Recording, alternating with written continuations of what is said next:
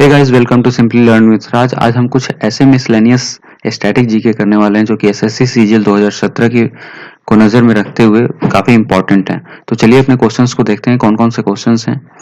तो पहला अपना क्वेश्चन है कि 79th अमेंडमेंट जो था इंडियन कॉन्स्टिट्यूशन में, जो कि 1999 में जुड़ा था, उसको किस नाम से जाना जाता है। तो इसको जो है reservation of seats in parliament और असेंबली में एसटी एससी कैंडिडेट्स को और एंग्लो इंडियंस को जो कि प्रेसिडेंट के थ्रू आते हैं, उनको 2 सीट जो एंग्लो इंडियंस के नेम से है, उनकी टेन्योर, उनका टाइम जो था, टर्म, उसको बढ़ाने के लिए इस अमेंडमेंट को यूज किया गया था। तो इसको जो है कॉन्स्टिट्यूशन अमेंडमेंट एक्ट 1999 भी कहते हैं। तो 79 अमेंडमेंट जो था, आप कह सकते हैं reservation of seats in parliament, ST-SC candidates और एंग्लो इंडियंस कैंडिडेट्स को का टेन्योर बढ़ाने के लिए यूज किया गया था। ओके, नेक्स्ट है आपका कि मेडिसिन लाइन जो है दो बॉर्डर के बीच में, जैसे कि अपने बॉर्डर के बीच, किन दोनों बॉर्डर कंट्री के बॉर्डर के बीच में मेडिसिन लाइन है। तो जैसे कि पाकिस्तान और इंडिया के बीच में रेड क्लिफ है, चाइना और इंडिया के बीच में मैकमोहन है। उसी तरह मेडिसिन लाइन जो है वो किसका बॉर्डर लाइन है, किस दो कंट्री का बॉर्डर लाइन है। तो ये मेडिसिन लाइन कनाडा और यूएसए का बॉर्डर लाइन है। जैसे कि अपनी इंडिया और पाकिस्तान के आईपीओ के बीच का जो लाइन है उसको हम कहते हैं red Cliff line. Okay, red Cliff line. और जो इंडिया और चाइना के बीच का लाइन है उसको कहते हैं मैकमोहन लाइन। तो सिमिलरली दो कंट्री ऐसे हैं, कनाडा और यूएसए, जिसके बीच की जो लाइन है उसको मेडिसिन लाइन कहते हैं। नेक्स्ट है अपना, इंडिया में which of the following is the longest highway of India. इन सभी में से कौन सा सबसे लॉन्गेस्ट हाईवे है। ऐसे जो तो हम लोग जानते हैं कि NH7 जो है सबसे लॉन्गेस्ट है, ठीक है, बट पूछा है क्वेश्चन कि इन सब में से सबसे लॉन्गेस्ट जो है वो कौन सा है। तो NH44 सबसे लॉन्गेस्ट है, जो कि श्रीनगर से चलकर कन्याकुमारी तक जाता है। ओके, तो अगर जैसे कि इस तरह ऑप्शन अगर देके आपसे पूछ दे कि कौन सा सबसे लॉन्गेस्ट हाईवे है, तो जैसे इसमें देखें 13, 18, 44, 19, 14, तो NH44 जो है वो लॉन्गेस्ट हाईवे है।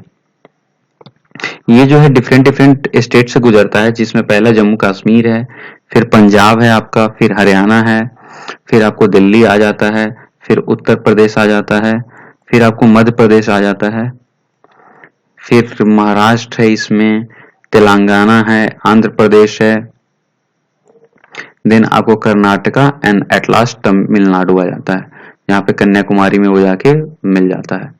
तो ये श्रीनगर से कन्याकुमारी के बीच में जो NH है, NH44, ये लॉन्गेस्ट हाईवे है इन सब के बीच, इन सब में से। और इस तरह NH7 जो है वो सबसे लंबा रूट है। नेक्स्ट है अपना, विच of the following was the first टाकी फिल्म। आई थिंक ये सभी को पता होगा कि सब पहला टाकी फिल्म कौन था, क्योंकि राजा हरिश्चंद्र जो थे वो तो पहला मूवी हो गया अपना। ओके, तो ये फर्स्ट मूवी है अपना जिसमें बोला नहीं गया था, जो स्पीकिंग थी वो साइलेंट था, इट मीन साइलेंट मूवी है राजा हरिश्चंद्र।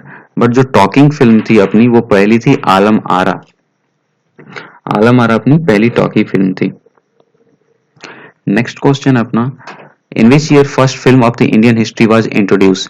इंडियन हिस्ट्री में पहली फिल्म जो बनी थी वो कब बनी थी। तो ये बनी थी 1913 में। 1913 में पहली इंडियन हिस्ट्री में मूवी बनी थी, जिसको बनाया था दूंदीराज गोविंद फाल्के। दूंदीराज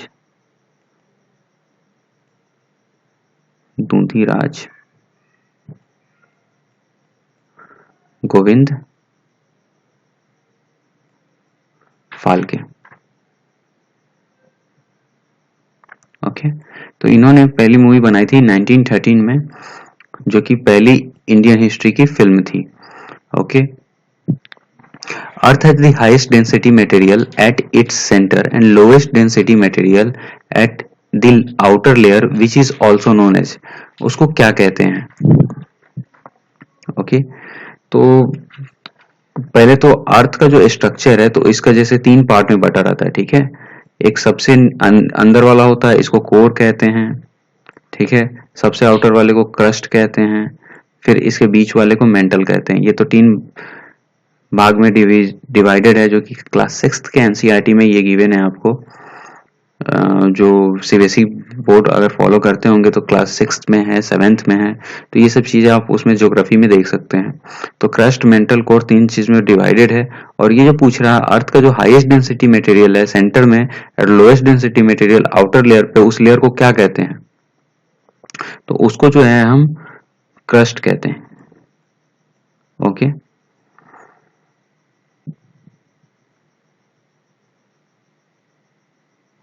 आउटर लेयर को क्या कहते हैं? तो आउटर लेयर जो आपने देखा यहाँ पे, क्रस्ट। ठीक है, तो क्रस्ट, मेंटल, कोर। तो आउटर लेयर अपना क्या है? क्रस्ट। इनर लेयर क्या है? कोर। और से बीच का लेयर क्या है? मेंटल। तो ये 3 लेयर हैं अर्थ के। नेक्स्ट क्वेश्चन है, name the major river flowing in central and east India is known for floods. Flood के लिए, बाढ़ के लिए कौन सी नदी है जो कि सेंट्रल ईस्ट इंडिया में मतलब फेमस है? जैसे कि अगर बिहार की बात की जाए तो कोसी कहा जाता है, अगर वेस्ट बंगाल की बात की जाए तो हुगली नदी हो गई, फिर से बैराज हो गया, फरक्का बैराज, उसमें जो गंगा रिवर का पानी रोका जाता है उसके चलते भी बाढ़ आते हैं। तो कुछ कुछ हैं, जैसे दामोदर रिवर हो गया, उसके चलते बाढ़ आती है। तो ऐसी नदियां हैं जो कि डिफरेंट डिफरेंट स्टेट में बाढ़ जिसके चलते आता है। उसी तरह इसमें पूछा गया है कि सेंट्रल ईस्ट इंडिया में कौन सी नदी है जो कि बाढ़ के लिए जानी जाती है? तो महानदी जो है सेंट्रल ईस्ट इंडिया में, वो बाढ़ के लिए जानी जाती है। अगर इसको पहले देखें तो इसमें से एक ऑप्शन तो पहले ही छट जाता है, हुगली। हुगली बिकॉज वेस्ट बंगाल, तो ये तो नहीं, सेंट्रल ईस्ट इंडिया में नहीं आएगा। अलकनंदा, इट मीन्स उत्तरांचल, उत्तराखंड, तो ये भी छट गया। हिमालयन रिवर है तो ये भी छट गया। तो 2 तो ऐसे आउट हो गए। बचा साबरमती, तो ये चला गया आपका गुजरात। शिप्रा बचा और महानदी बचा। तो शिप्रा भी है मध्य प्रदेश में, महानदी भी क्रॉस करती है मध्य प्रदेश से। तो इन दोनों से सेंट्रल ईस्ट इंडिया में अगर हम देखें तो महानदी जो है ये फ्लड का है। तो अगर मान लीजिए आपको ऑप्शंस नहीं भी पता है तो आप इसमें गेस कर सकते हैं कि चांसेस क्या हैं। इट मीन्स मान लीजिए अगर 3 आपके ऑलरेडी आउट हो चुके हैं और 2 बचे हैं, तो इसमें इट मीन्स मैक्सिमम चांसेस है कि आपका तुक्का भी सही हो जाए। तो ऐसे क्वेश्चंस में जब आपके 3 आउट कर दें या 2 आउट कर दें तो ऑफकोर्स आप गेसेस पे जा सकते हैं। तो महानदी इसका फ्लड के लिए जिम्मेवार है, तो महानदी आंसर हो गया। What is the length of the world longest pan American highway? जो दुनिया का सबसे पैन अमेरिकन, मतलब अमेरिका जो है लॉन्गेस्ट पैन अमेरिकन एक हाईवे है, अमेरिकन हाईवे, वो दुनिया का सबसे लंबा हाईवे है, वो कितने किलोमीटर का है? तो ये जो टोटल है वो 48,000 किलोमीटर का है, 48,000 किलोमीटर का है pan American highway. It means पूरे अमेरिकन हाईवे में जो दुनिया का सबसे लॉन्गेस्ट है वो है 48,000 किलोमीटर का। पूरे अमेरिकन हाईवे की बात कर रहा है यहाँ पे, ये चीज देख लीजिए आप।